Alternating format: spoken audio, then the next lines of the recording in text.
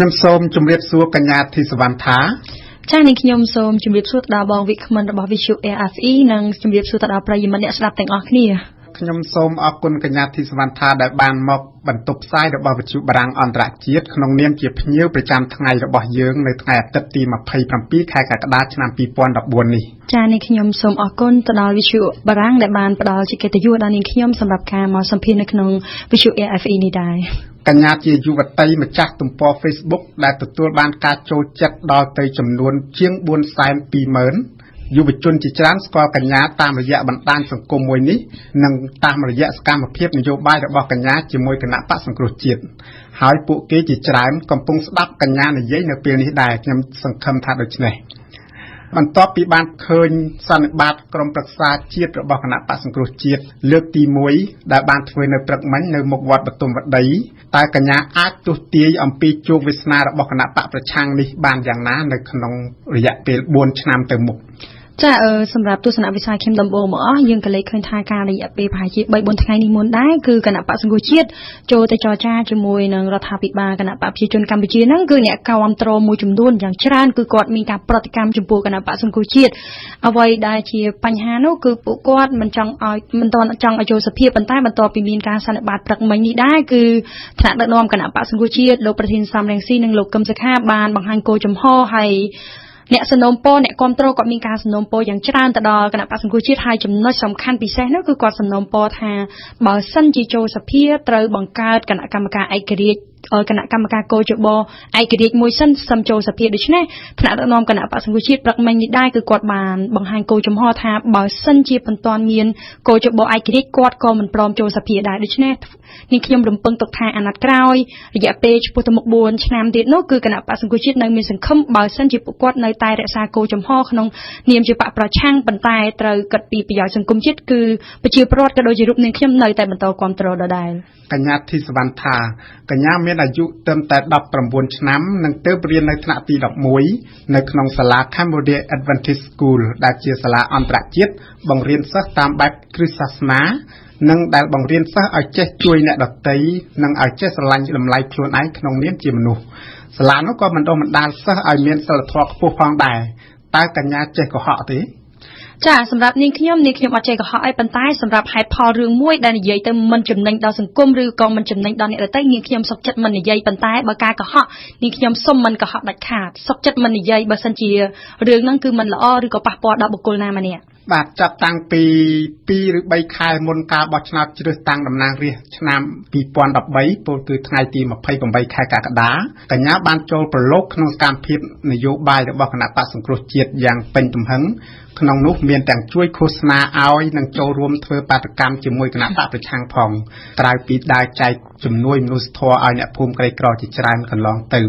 អ្នកនាងនៅចាំអ្វីខ្លះអំពីពាក្យសម្ដីរបស់មេដឹកនាំគណៈបក្សសង្គ្រោះជាតិពេលធ្វើបាតកម្មក្រោយការបោះឆ្នោតចាអ្វីដែលនាងខ្ញុំចងចាំនៅពាក្យសម្ដីរបស់មេបកប្រឆាំងដែលគាត់បានសន្យាចំពោះរៀនមុនពេលបោះឆ្នោតនោះគឺទី1បើសិនជាមិនមានការបោះឆ្នោតសារឡើងវិញមិនចូលសភាដាច់ខាតហើយទី2នោះទៀតដែលនាងខ្ញុំចាំបានហើយរាជគ្រប់គ្នាក៏គាត់ចាំបានដែរ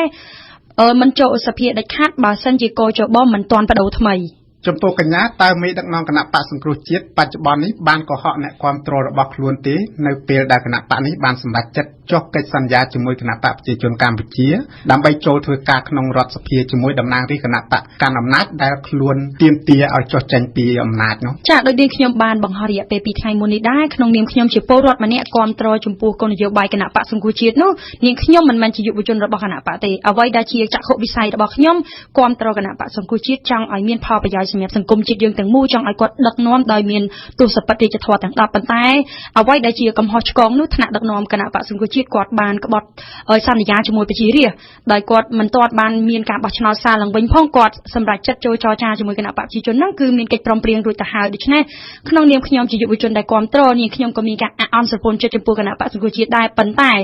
យើងទាំងអស់គ្នានឹងផ្ដល់ឱកាសឲ្យគណៈបកសង្គ្រោះជាតិបើសិនជាគណៈបកសង្គ្រោះជាតិនៅតែរក្សាគោលចំហក្នុងការទាមទារ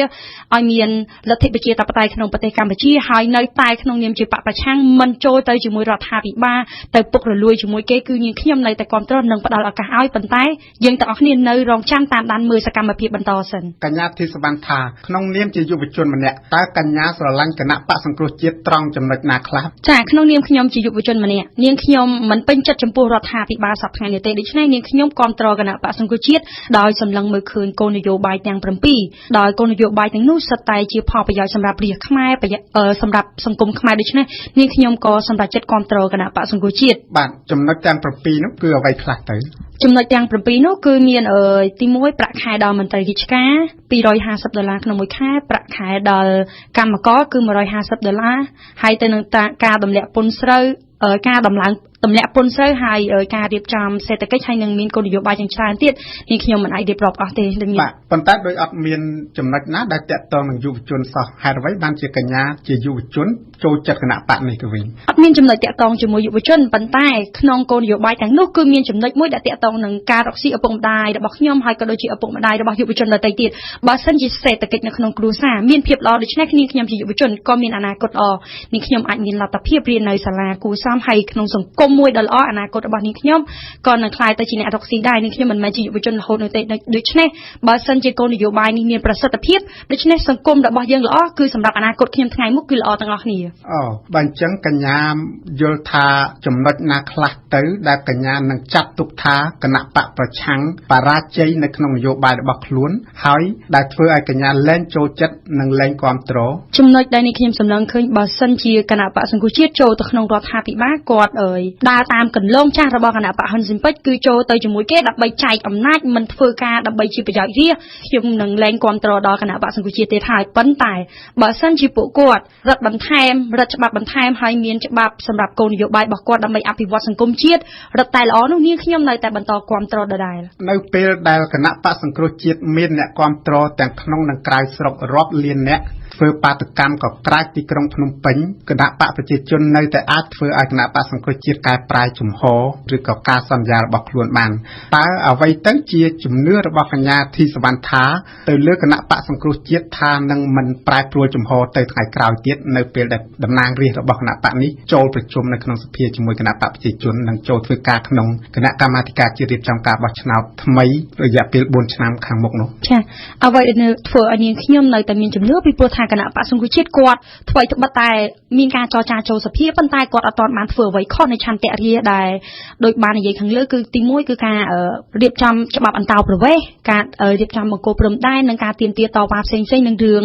អយុត្តិធម៌ផ្សេងៗដូច្នេះគណៈបកសង្គ្រោះជាតិគាត់អត់បានបំភ្លេចរឿងទាំងនេះទេហើយគណៈបកសង្គ្រោះជាតិក៏អត់បានបំផ្លាញជាតិកាប់ព្រៃឈើផ្សេងៗនៅដែរដូច្នេះនាងខ្ញុំអត់ទាន់ឃើញគណៈបកសង្គ្រោះជាតិធ្វើខុសនោះទេដូច្នេះនាងខ្ញុំនៅតែមានសង្ឃឹមបើសិនជាគាត់នៅតែមិនទាន់ធ្វើខុស កញ្ញាសង្ឃឹមថាគណៈបកសង្គ្រោះជាតិនឹងមិនបែកបាក់គ្នាទេព្រោះគណៈបកនេះដើមឡើយកើតឡើងពីគណៈបកសំរងស៊ីនិងគណៈបកសិទ្ធិមនុស្ស ចាអញ្ចឹងកញ្ញាជឿថាគណៈបកនេះនៅតែរឹងមាំឬយ៉ាងណាគណៈបកនេះបើសិនជារឹងមាំខ្ញុំមិនអាចដឹងទេព្រោះបុគ្គលគាត់ទាំងពីរគឺជារឿងក្នុងចិត្តរបស់ពួកគាត់យើងមិនអាចមើលដឹងដែរប៉ុន្តែអ្វីដែលសំខាន់បើសិនជាបុគ្គលពីរនាក់នេះមាននរណាមួយបែកបាក់គ្នាឬក៏បើគាត់បែកបាក់គ្នានៅតែល្អទាំងពីរគឺវាអត់ជាបញ្ហាទេតែយើងជាអ្នកគ្រប់គ្រងយើងអត់ចង់ឃើញមានបែកបាក់ទេប៉ុន្តែបើសិនជាក្នុងចំណោមគណៈបកពីរនេះមាននរណាម្នាក់បែកចេញហើយទៅធ្វើរឿងអ្វីដែលខាតប្រយោជន៍ដល់សង្គមជាតិហើយធ្វើរឿងអ្វីដើម្បីបំផ្លាញសង្គមជាតិកាប់ព្រៃឈើផ្សេងៗនោះនាងខ្ញុំជាយុវជនចេញមុខវាយប្រហារឬក៏ចេញមុខបកអាក្រាតចំពោះរឿងអយុត្តិធម៌ដែលគាត់បានប្រព្រឹត្តឡើងហើយ